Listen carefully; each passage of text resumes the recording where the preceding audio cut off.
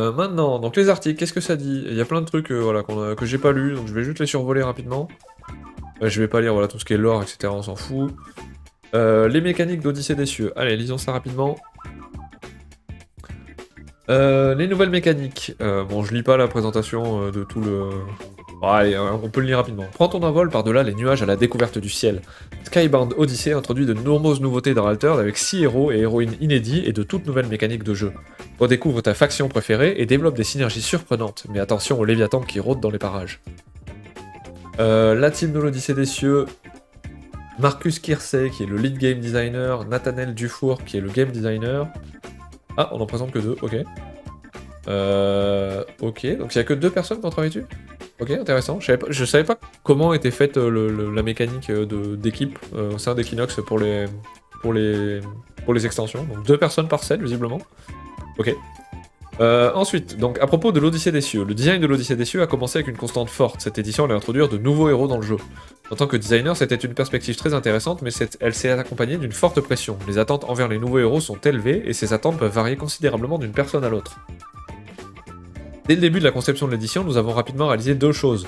Il était essentiel que ce nouveau héros propose des stratégies et des manières de jouer au jeu qui soient complètement différentes de celles des 18 héros d'au-delà des portes, et en tant que première édition de la deuxième année d'Altered, elle devait être accessible pour encourager les nouveaux joueurs à rejoindre l'aventure, et des héros trop complexes pour être un obstacle majeur.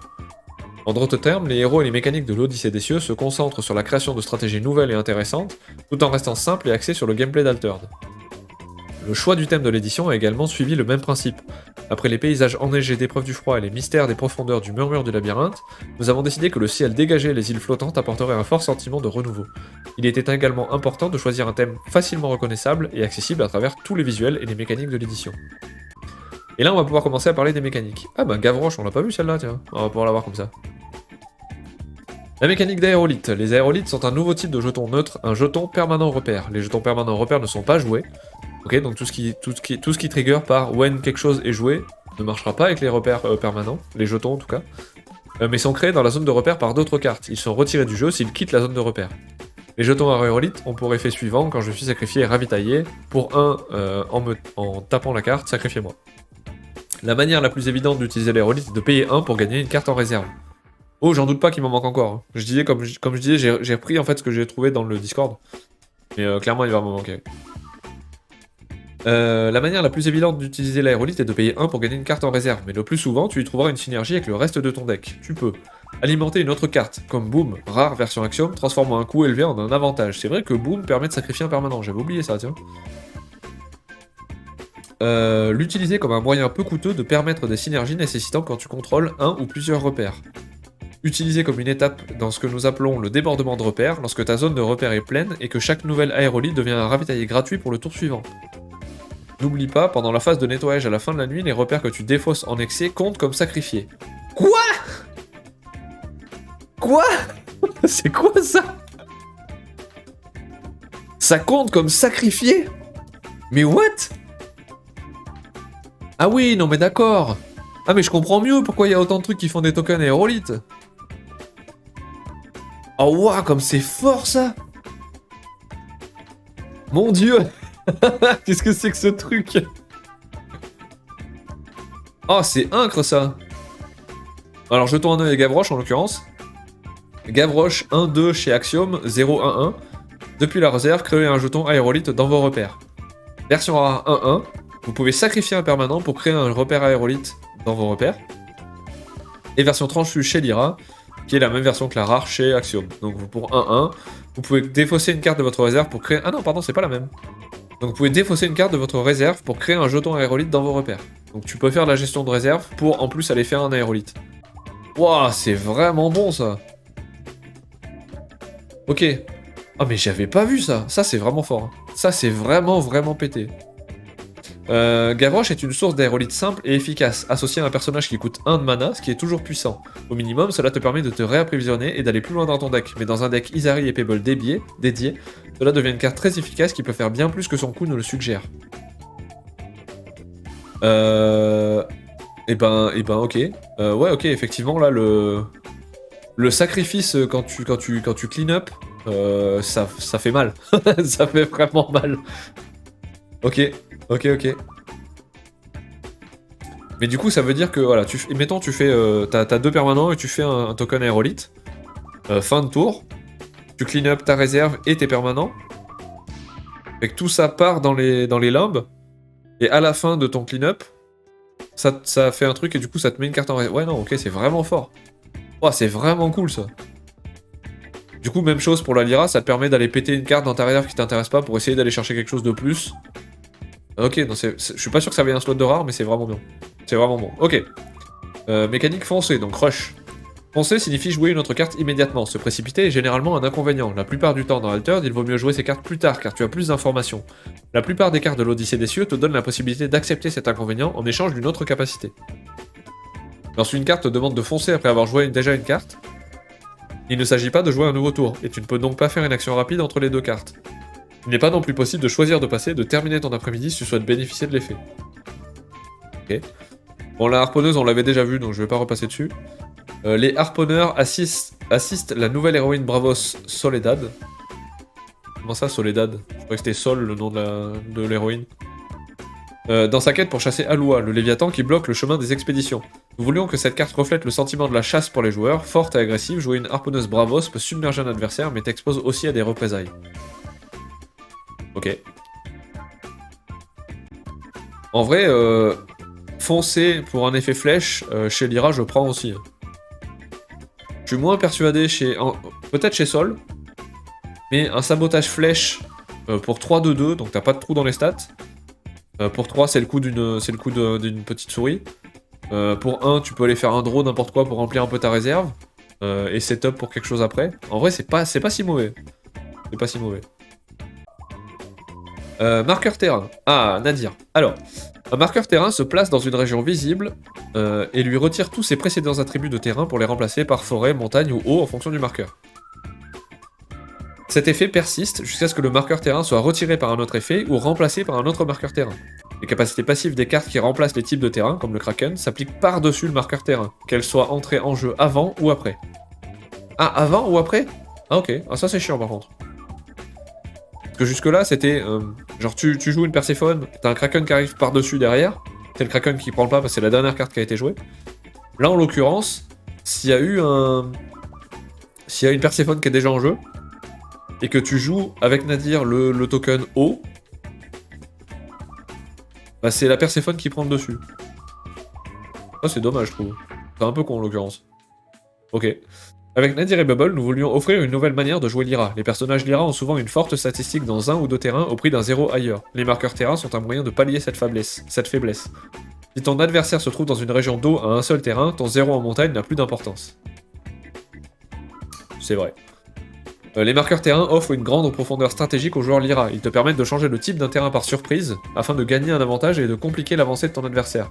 Mais en plus de cet aspect chaotique propre à Lyra, il y a aussi un côté stratégique très intéressant dès que tu commences à analyser les statistiques de tes personnages en main, tels des personnages dans la réserve adverse, et où se trouveront tes expéditions au prochain tour. Fidèle à l'esprit d'Altered, une expérience de jeu profonde et tactique peut émerger même avec des personnages très simples.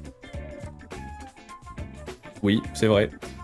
Une habitude courante dans Altered est de trop se concentrer sur toutes les statistiques nécessaires pour avancer, alors que tu n'en as besoin que d'une seule. Lors de la création de la nymphe des mers, nous avons hésité entre deux schémas, se concentrer sur ta propre région pour correspondre à cette première habitude, ou sur celle de l'expédition adverse pour guider les nouveaux joueurs vers une nouvelle manière de réfléchir le jeu. Étant donné que les nombreux designs d'Altered t'encouragent déjà à vérifier ta propre expédition, nous avons décidé de creuser plus profondément dans l'espace de design qui est propre à l'extension et à la stratégie de Nadir. Ouais, je suis pas trop sûr de ce qu'ils veulent dire par là. Que je comprends pas comment tu peux te focus seulement sur tes expéditions. T'es obligé de jouer avec celles de l'adversaire, forcément. Mais ok, admettons. On verra avec l'extension. En fait, pour le moment, on a vu des cartes qui permettent de déplacer les marqueurs, mais pas des cartes qui permettent d'en rajouter. Fait qu'à date, la seule carte que moi j'ai vue, en tout cas, c'est Nadir. Nadir permet de mettre les marqueurs. Fait que s'il y a que ça, c'est compliqué. S'il y a d'autres cartes qui permettent de mettre des marqueurs, on verra. Dotofu. Le Dotofu est un personnage jeton 1-1-1 avec le sous-type animal. Contrairement à la plupart des jetons, il est généralement créé dans l'expédition d'un adversaire. Si un effet fait référence au propriétaire d'un jeton, c'est toujours le joueur qui l'a créé. Si un effet fait référence au contrôleur d'un jeton, c'est le contrôleur de l'expédition ou de la zone de repère dans laquelle se trouve ce jeton. Ok. Cory et Puff, le nouveau héros Moona, est fidèle à la réputation des Moona en tant que faction douce et généreuse. Il crée des jetons d'Otofu dans l'expédition compagnon de l'adversaire lorsque tu es le premier joueur.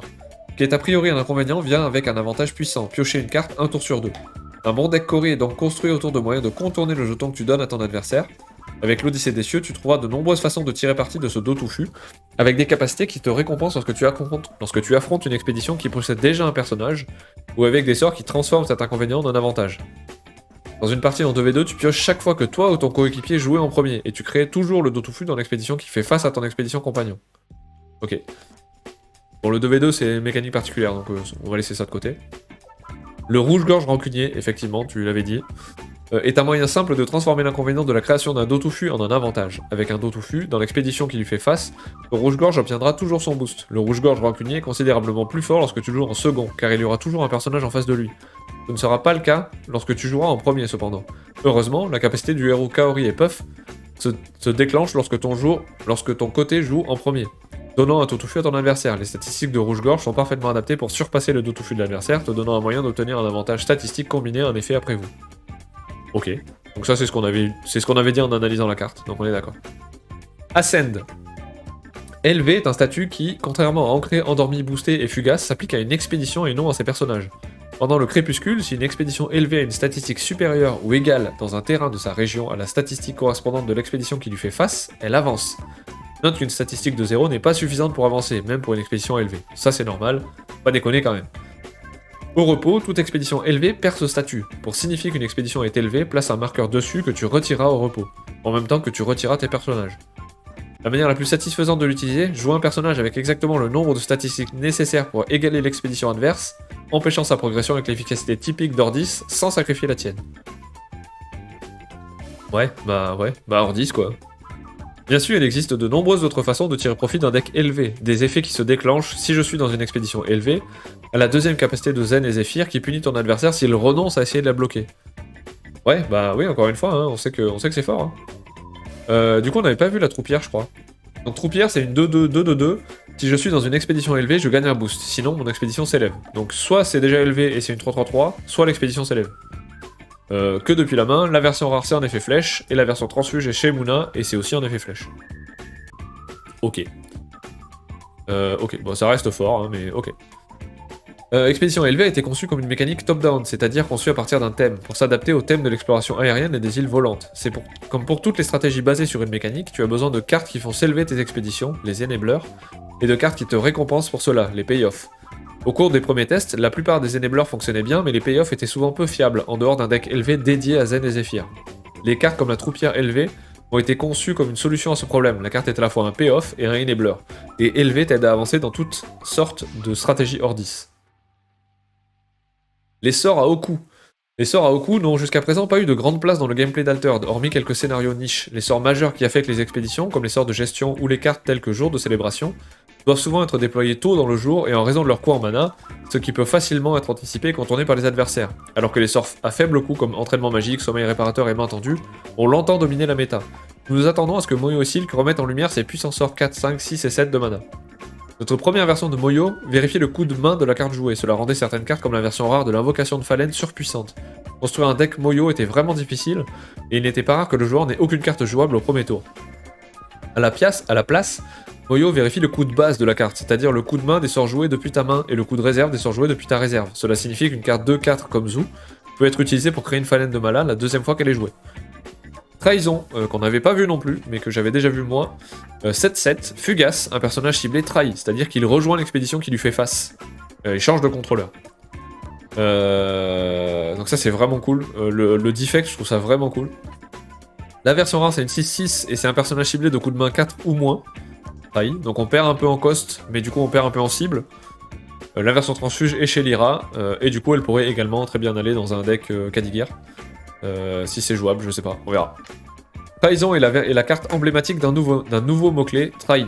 Cette capacité fait exactement ce qu'elle dit, le personnage rejoint ton expédition, trahit sa faction et t'aidera à avancer, bloquant la progression de ses anciens amis. À nouveau, ça reste des coûts qui sont vraiment élevés, fait que ça marchera dans certaines stratégies particulières, mais sans doute pas partout. Avec le nouveau héros, ouais c'est ça, avec le nouveau héros ça marchera bien, mais en dehors de ça, ça me paraît compliqué. Un personnage qui trahit quitte son expédition actuelle pour rejoindre l'expédition qui lui fait face, changeant ainsi de contrôleur. Cela ne modifie pas le propriétaire de la carte. Si elle devait se déplacer vers une zone personnelle telle que la réserve, la défausse, la zone de mana ou la main de son contrôleur, elle retourne à la zone correspondante de son propriétaire à la place. Le nouveau contrôleur d'un personnage qui trahit ne peut pas choisir dans quelle expédition il va. Même une carte de personnage gigantesque reste que du côté héros compagnon où elle a été jouée. Ok, mais je sais pas si du coup le gigantesque... Oui, si le gigantesque va retrigger, j'imagine. Je sais pas trop. Mon chapelier... Oui, mais l'effet aura déjà trigger, c'est pas grave. Il reviendra dans ma réserve. Je sais que tu l'aimes pas, mon chapelier. Ok, bon, les mécaniques, bah rien de très neuf par rapport à ce qu'on avait déjà vu. Je vais re-éternuer, pardon.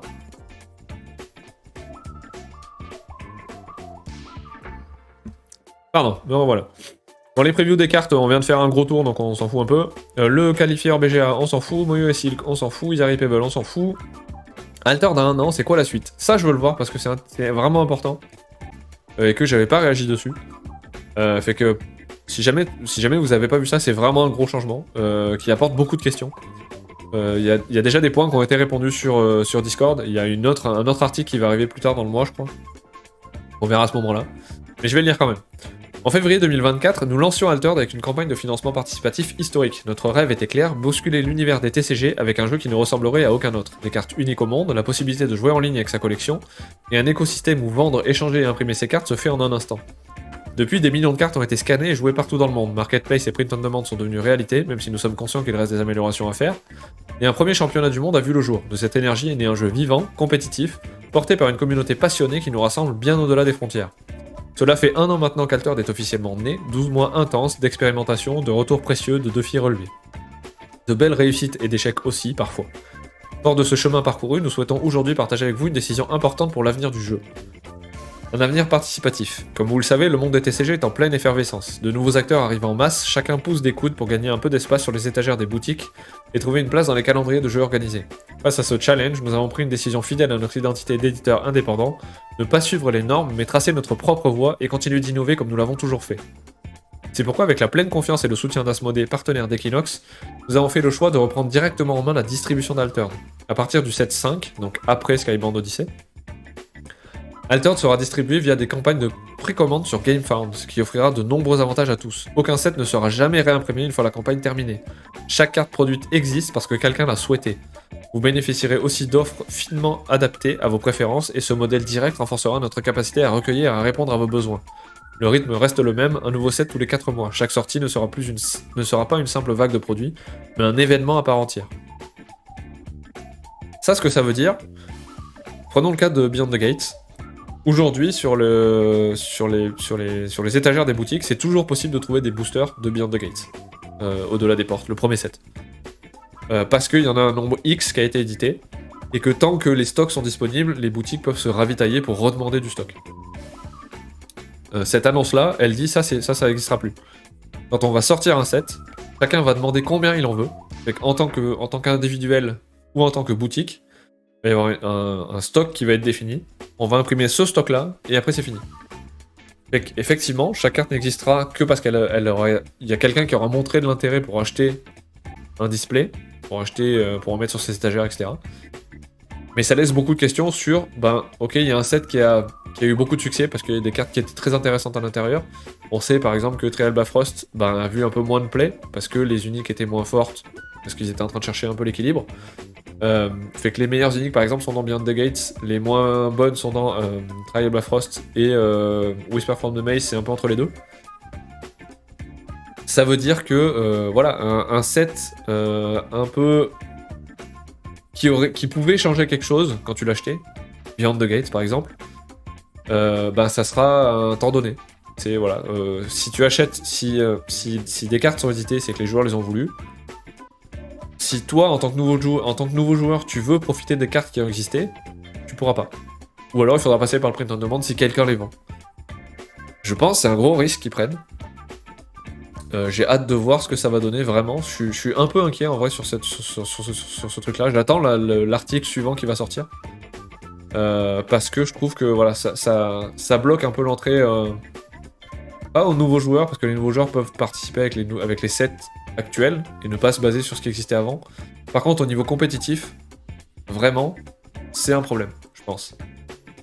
Soit c'est un premier pas vers quelque chose qui va arriver, un truc de rotation qui existe dans certains TCG, qui dit ok, à partir de telle date, tu peux plus utiliser les cartes des anciens sets.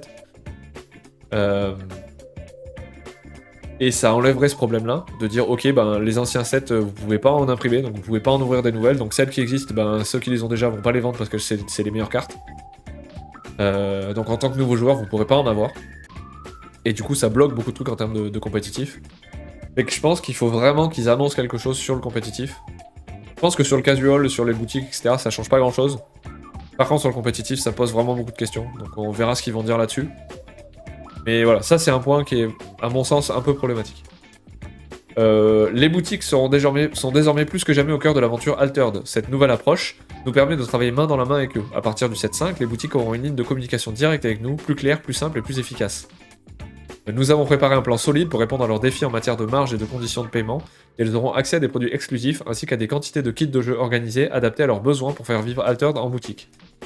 Nous voulons bâtir avec chaque magasin une relation de confiance durable et bénéfique pour tous. Tous les produits déjà publiés avant le 7.5, y compris les accessoires Game Genic, resteront disponibles auprès d'Asmodée. Je peux pas trop en dire là-dessus, parce que c'est pas moi, je travaille pas dans une boutique, je suis juste consommateur, on va dire. Il y a des boutiques, notamment hors Europe, fait que US, Canada, Asie, qui ont eu des problèmes d'approvisionnement avec Asmodée. Donc je pense que ce point-là est spécifiquement pour dire ok, Asmodée, vous avez eu des soucis, on va le prendre en main. Nous on n'a rien à gagner à vous laisser dans la merde. Et que je pense qu'ils essaient de rassurer les boutiques là-dessus. Pareil, je pense qu'il va vraiment falloir un nouvel article et des nouvelles informations. Mais voilà, sur ce point-là, je suis pas spécifiquement plus inquiet. Je suis plus inquiet à nouveau sur le fait de ne pas pouvoir réimprimer, voilà. Mais sur la communication directe entre les boutiques et Equinox, c'est un bon point. Par contre, clairement, il va falloir du nouveau personnel parce qu'ils sont déjà ric-rac avec ce qui existe actuellement. Peut-être qu'ils sont ric-rac parce qu'il y a des problèmes avec Asmodée, et que ça, j'en sais rien. Mais voilà, je pense que ça va leur demander plus de taf et donc des équipes plus grandes.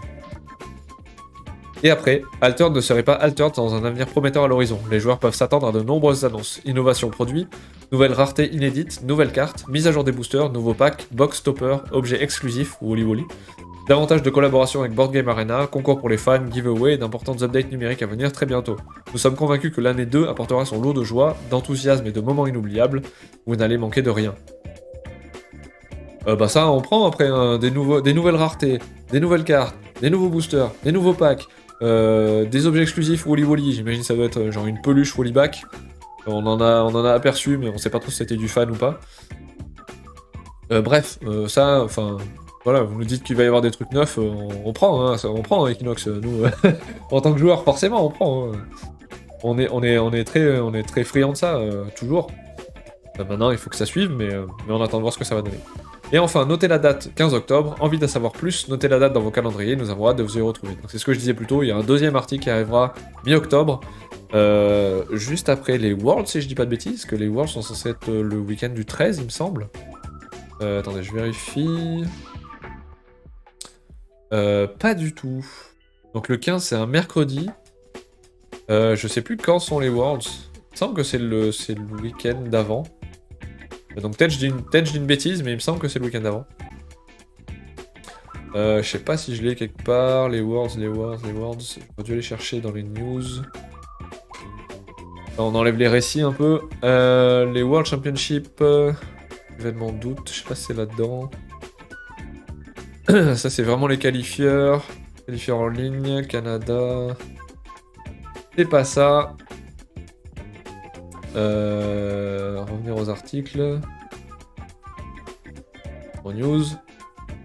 Ah, j'ai plus la date des Worlds. Trouve ton qualifieur, c'est pas ça. Murmure. Le reveal. Premier aperçu. Bon, je sais plus où c'était. Il me semble que c'est le week-end. Enfin, il me semble que les Worlds sont le week-end d'avant.